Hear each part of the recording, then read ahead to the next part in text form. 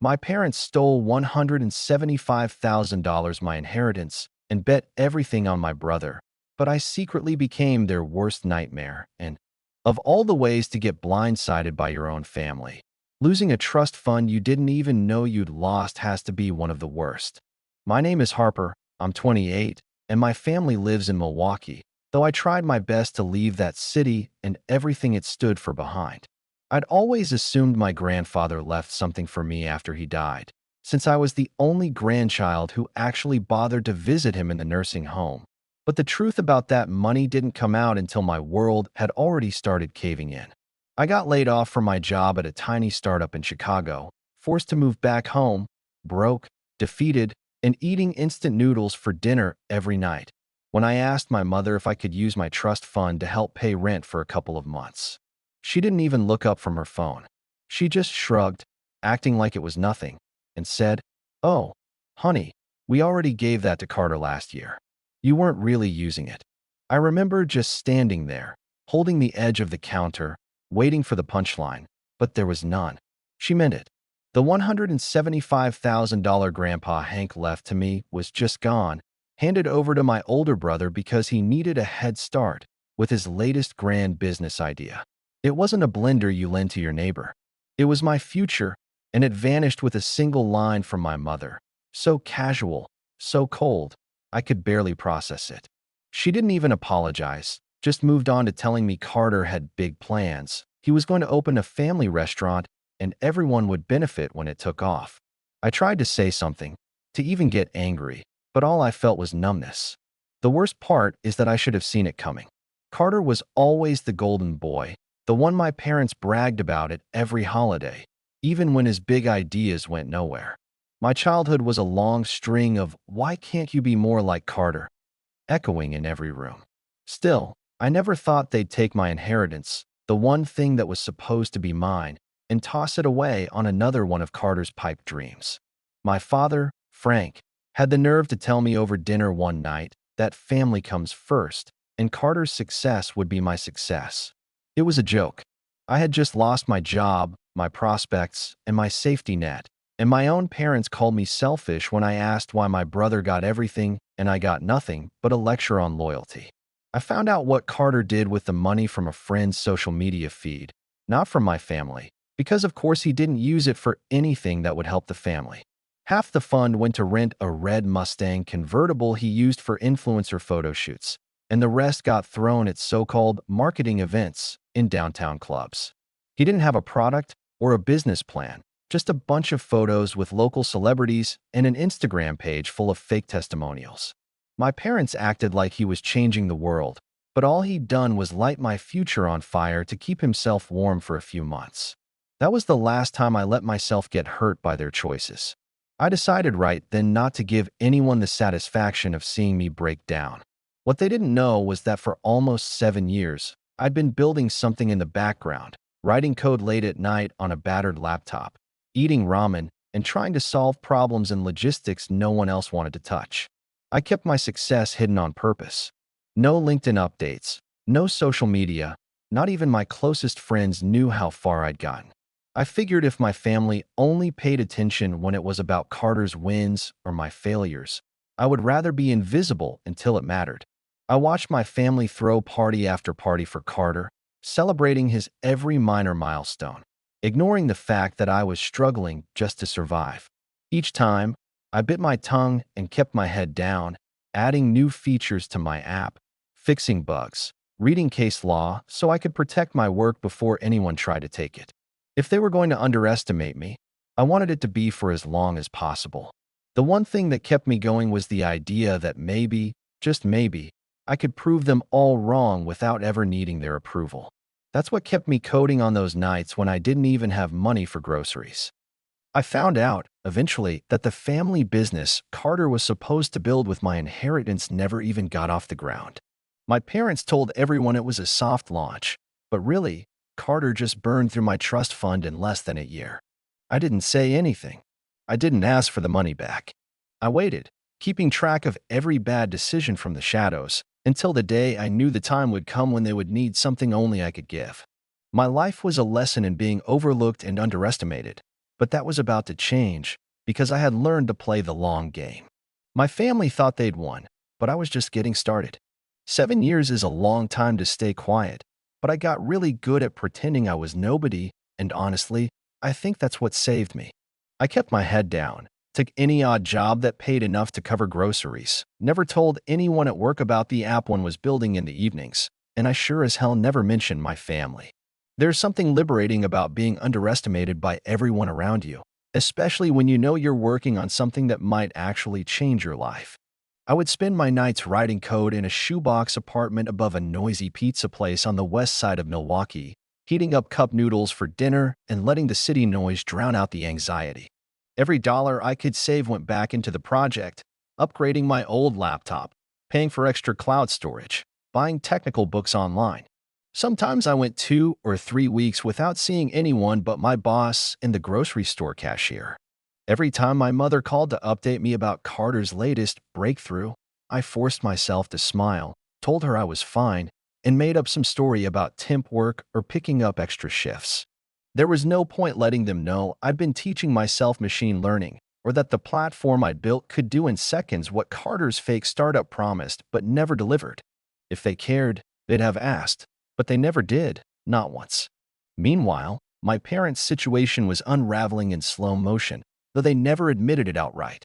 First, it was small things, like my father mentioning they were thinking of downsizing after retirement. Then it was the quiet sale of the boat Dad had spent his entire 40s fixing up. By the time Carter's third business launch fizzled out, I'd heard from a mutual friend that my childhood home was mortgaged twice, and my mother had started selling jewelry online just to keep the lights on. I never offered help, and they never asked, too proud to admit the golden child had let them down in ways that couldn't be spun for the neighbors. There was a time, years earlier, when I thought maybe the distance would soften things. I sent holiday cards, sometimes birthday notes, and a handful of times I even offered to visit, but I always got the same lukewarm responses. We're busy, or maybe next month, always some vague excuse. I was just background noise to them, a footnote in Carter's highlight reel. So I poured everything I had into the one thing that was mine, my code, my product, my dream. I became obsessed with making my logistics tool bulletproof, the kind of platform that would be impossible to ignore if it ever saw daylight. All those hours spent debugging, fighting off imposter syndrome, and fending off the urge to just quit actually paid off in ways I couldn't have predicted. After 7 years, I finally got the break I'd been waiting for. A Dallas-based e-commerce company looking to overhaul their shipping infrastructure found my white paper online and tracked down my pseudonym. I had published my biggest breakthroughs under the name J. Harper, never imagining anyone would connect it to the girl who flunked gym class and ate lunch alone in high school. Their offer hit my inbox out of nowhere, the kind of message you check twice to make sure it's not a scam. $3.7 million, plus a consulting role and relocation package if I wanted it. The morning I signed the deal, I just sat at my kitchen table staring at the contract, running my thumb along the raised lettering, waiting for the panic to set in. But it never did. I felt nothing except this hollow satisfaction, like I'd finally proven my worth to the only person who really mattered, me. No one else even knew it had happened. Not my parents, not Carter, not a single friend. I didn't update my Facebook page or post some inspirational rant on Instagram. I just kept quiet, paid off my debts, set up a modest new apartment, and started planning for what came next. It wasn't even a week later that the first text arrived from my mother, and you could almost smell the desperation coming through the screen. "Harper, please, we need to talk. It's about your father. Can you come by tonight?" I didn't respond at first. I just stared at the message, debating whether this was another attempt to guilt me into bailing out Carter, or if something real had finally happened. But deep down, I already knew the answer. When people who called you selfish and invisible suddenly want to talk, it's never about reconciliation. It's about survival. I took my time, showered, put on my sharpest blazer, and drove across town to the house I grew up in. It looked smaller than I remembered, the lawn gone wild and the paint on the porch starting to peel. When I walked in, my parents were waiting in the living room with Carter, who looked worse than I'd ever seen him. Unshaven, bags under his eyes, dressed like he'd been living out of his car. For the first time, it felt like they were all nervous to see me, like maybe the power dynamic had finally shifted and I was the one who held the cards. My father jumped up from the couch, forced a smile, and started with some practiced small talk about how much he missed me, how proud they all were. My mother tried to hug me, but I stayed where I was. I could see the stack of unpaid bills under a pile of junk mail on the coffee table, the for sale signs stuck to kitchen appliances, and the hollow look in Carter's eyes. None of them could keep up the act for long. "We're in a little bit of a bind," Dad finally said, glancing at Mom for backup. "And Carter's business just needs a little more time to get off the ground. We thought maybe you could help us out. Just this once." I wanted to laugh at the irony. The people who had emptied my trust fund without even asking now wanted me to bail them out. My mother pulled out a glossy folder, the kind you'd use for a high school science fair, and slid it across the table toward me. "We need an investor," she whispered. "Your name came up in a business article, something about your company." So that was it. They hadn't called because they missed me. They'd called because word had finally reached them that I was worth something. They just wanted the money, nothing more. I thumbed through the folder, suppressing a smirk as I realized Carter's new company was even less legitimate than his last one. No working product, no actual revenue, nothing but a collection of slick marketing photos and half-baked ideas lifted straight from the white paper I'd published 2 years earlier. Carter must have found it online and decided he could pass it off as his own, never imagining the author might turn out to be his own sister. Dad leaned forward, voice shaking. "We made mistakes, Harper, but we're still family. If you could just loan us enough to keep Carter's company afloat, we can make it right." The urge to stand up and walk out was almost overwhelming, but I kept my composure, letting the silence stretch out until it became uncomfortable for everyone. Finally, I asked, "Loan? You already took my money once without asking. What's different now?" The room went so still I could hear the ticking of the wall clock.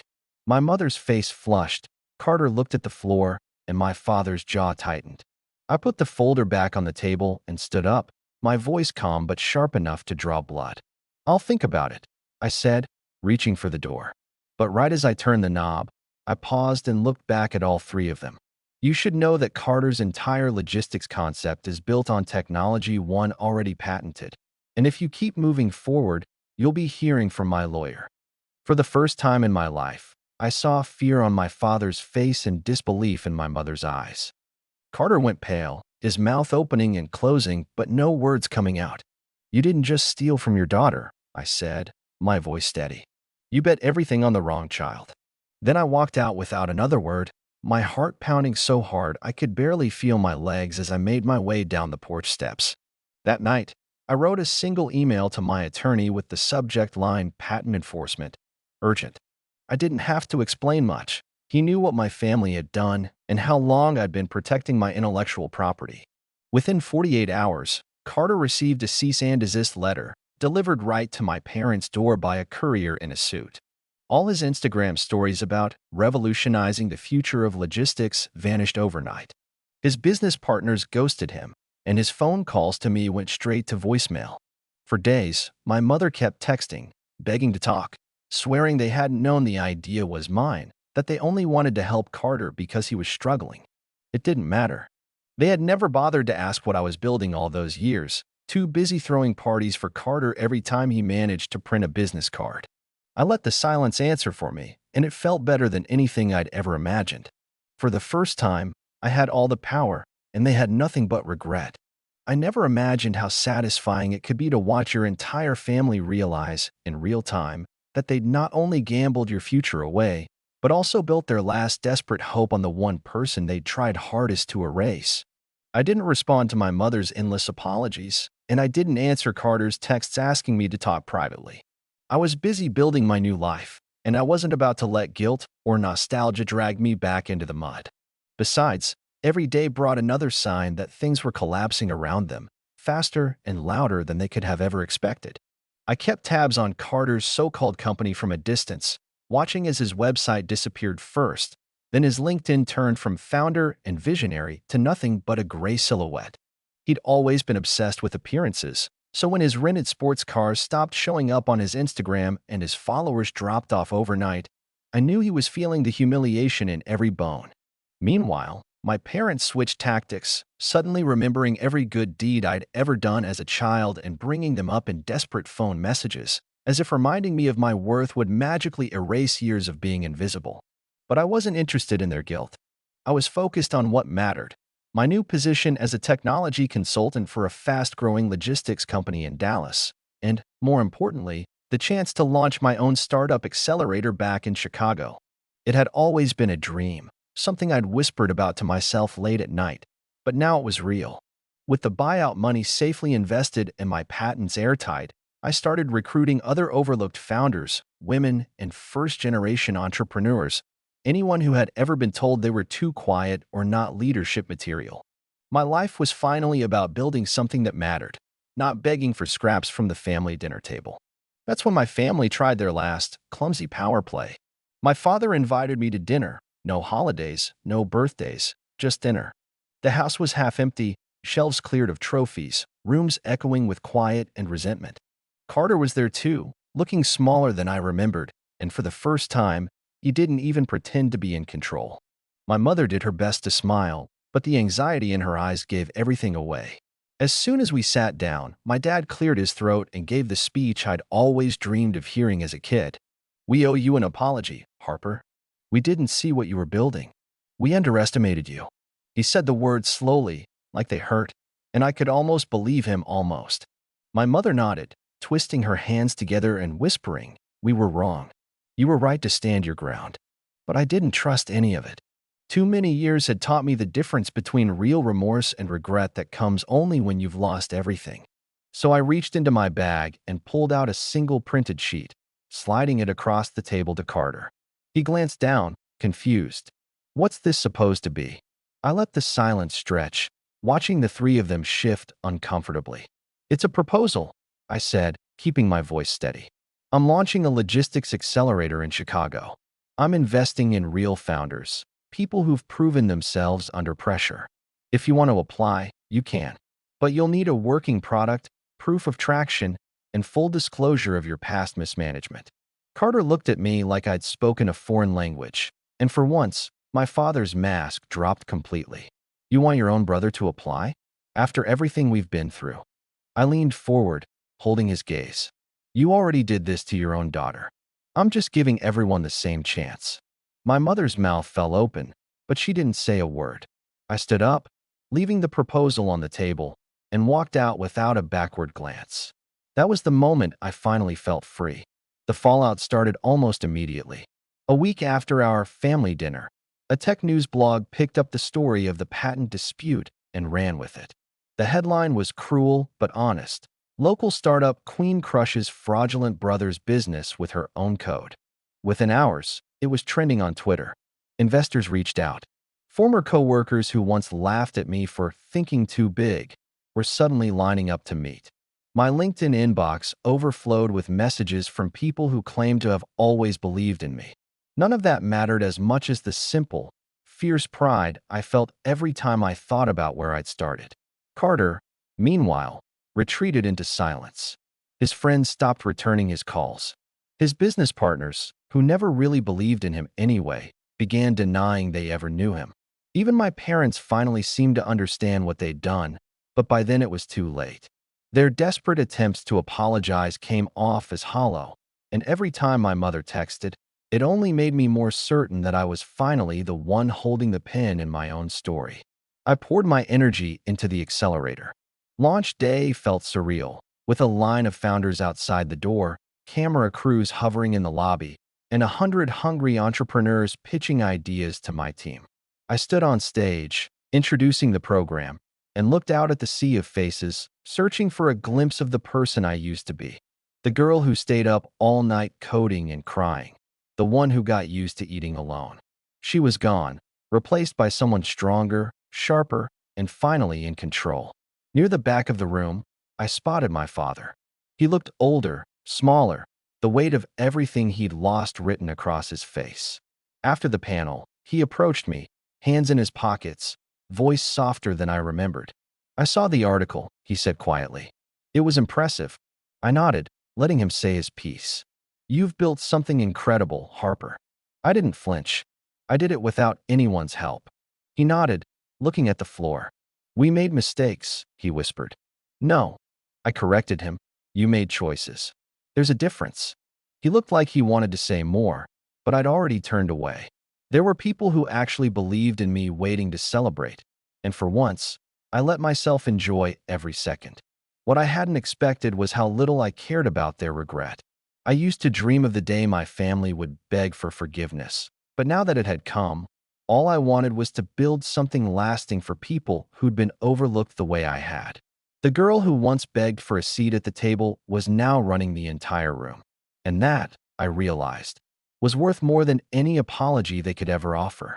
Launching my accelerator changed everything for me, and not just because it meant I was finally running my own show. It also brought a new kind of community into my life, a network of people who had once been dismissed, doubted, or told they weren't good enough. In just a few months, I watched 3 founders from my first cohort land seed investments through my network, their ideas taking off in ways that felt deeply personal to me. Each time I handed out an acceptance letter, I felt a surge of satisfaction, knowing the city that once called me unremarkable was now watching me open doors for a new generation of outsiders. I kept busy, rarely thinking about my family, except when their names popped up in my inbox. My mother sent long, rambling emails about Carter's job search or my father's health, each one sounding more desperate than the last. I didn't reply, not because I wanted revenge, but because I'd finally learned how much peace came from staying silent. The guilt that had lived in my chest for so many years was gone, replaced by the satisfaction of building something for myself and for others who understood what it was like to be left out in the cold. Then, just when I thought my old life was truly behind me, a letter arrived at my office. Thick envelope, no return address, the kind of thing you only see in movies. Inside was a handwritten note from my grandfather's lawyer, dated years earlier, but only now sent to my desk. I could barely breathe as I read the words, each sentence unraveling a secret I never could have imagined. According to Grandpa Hank's will, my trust fund was never supposed to be accessed by anyone but me, and the only way it could be released before my 30th birthday was if I personally signed off. But the signature on the transfer wasn't mine. It had been forged, and not even cleverly. My hands shook as I reached the end of the letter, which spelled out the legal consequences in terms even I couldn't misinterpret. If you wish to pursue legal action, you have a strong case for fraud, identity theft, and misappropriation of funds. There was no hesitation in my mind. I wasn't angry for myself anymore. I'd built my own future without their help, but I knew, deep down, that if they could do it to me, they would do it again if given the chance. By the end of that week, I had filed charges against both my parents. I didn't want the money back. I wanted to make sure they couldn't erase another daughter, another son, or another grandchild's chance at a different life. The fallout hit them like a tidal wave. The first notice was delivered to their driveway, my mother standing outside in her slippers while the courier explained what was happening. My father tried to call me, but I didn't answer, letting the voicemail fill with apologies that sounded more like pleading. The local paper picked up the story, framing it as a lesson in greed and betrayal that everyone in town already suspected. My phone buzzed nonstop with messages from people I hadn't seen in years, some offering support, some just wanting the gossip. But I didn't do it for revenge, and I didn't do it for the satisfaction of seeing their lives fall apart. I did it because I wanted a clean break, a sharp end to a story that had haunted me for most of my life. In the end, I was finally free of the burden of wondering if my family would ever see me for who I was. The answer was clear, they never did, and now it didn't matter. I was no longer the forgotten daughter. I was the one who drew the line and refused to let anyone cross it again. After the legal chaos, I expected my life to finally settle, but the universe always seems to have one last trick up its sleeve. Weeks rolled by, and my accelerator was thriving. My days a blur of mentoring young founders, meeting investors, and speaking at events across the city. I got used to this new life quickly, comfortable in my own skin for the first time, but the scars from my family's betrayal never fully faded. Whenever I saw my parents' names pop up in my phone, I felt a flicker of anxiety, always bracing for the next wave of drama or apology. One rainy Thursday, A courier arrived at my office with a plain envelope, no return address, nothing to hint at its contents. Inside, I found a single sheet of paper and a faded Polaroid from years ago. The letter was unsigned but detailed, written in neat, blocky handwriting. Whoever wrote it knew about the trust fund, the forgeries, even the timing of when my parents had gone to the lawyer behind my back. The letter didn't accuse or demand. Instead, it revealed that someone in the family had quietly tipped off the lawyer the year Carter drained my fund, making sure there was a paper trail. I was stunned. I'd spent years thinking I had no allies at all, but someone had been watching out for me from the shadows, setting off a chain of events that led to my freedom. I flipped the photo over and saw one word written on the back: June.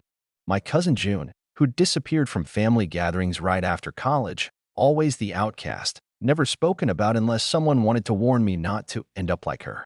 I hadn't thought of June in years.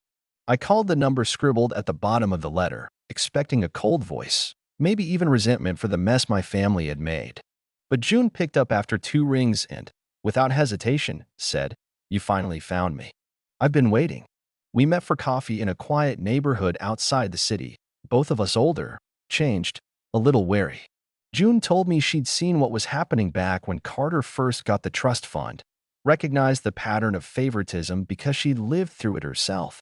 She had quietly copied documents, left anonymous tips, and kept tabs on the paper trail, waiting for the moment when I might need a way out. "I didn't do it for thanks," she told me, stirring her coffee. "I did it because our family doesn't get to decide who matters." I invited her to visit the accelerator, half expecting she'd say no, but she showed up 2 days later, walking in like she'd always belonged. We spent hours catching up, swapping war stories about survival, about what it means to be the one everyone forgets. By the end of that week, I offered her a role as my co-director, trusting her in a way I'd never trusted anyone from my family before. She accepted with a small smile, telling me it was the first time she'd felt seen in years. Together, we grew the accelerator into something more than just a business. We built a movement for people who had always been underestimated, who were used to hearing no and learning to build their own tables. Our program started attracting national attention, and suddenly the people who once laughed at us were the same ones reaching out for partnerships and investment. I watched founders I'd once mentored go on to win grants, launch companies, and create jobs in neighborhoods like the one where I grew up. Just when I thought my story was complete, Carter showed up at one of our events, no cameras, no fancy car, just a cheap suit and tired eyes. He waited until the networking hour was over, then found me near the catering table, nervously clutching a plastic cup. "I came to apologize," he said, looking down. "I know it won't fix anything, but I need you to know I'm sorry for everything I did and for what I let Mom and Dad do, too." I studied him for a long moment, searching for the same arrogance that used to define him. It wasn't there. For the first time in our lives, Carter looked small, humbled, and genuinely lost. I told him that I couldn't forgive everything, not yet, maybe not ever, but that I hoped he'd finally learned how to stand on his own 2 feet. He nodded, quietly accepting my boundaries. We parted without promises, just a fragile understanding that sometimes all you can do is move forward. That night, standing on the rooftop of my accelerator's new downtown office, I looked out over the city that once tried to swallow me whole and thought about the people who had become my family, founders, partners. The staff who believed in the vision long before it was cool. I realized my life was no longer about proving my worth to people who never cared to look closely enough. It was about building something for the ones who needed hope most. My family's regret wasn't the end of my story. It was only the beginning of something bigger, something no one could take away from me. And the real twist? For all the years I spent dreaming about revenge, what I finally wanted was so much simpler. I wanted freedom, I wanted peace, and I wanted to make sure that no one in my world would ever feel invisible again.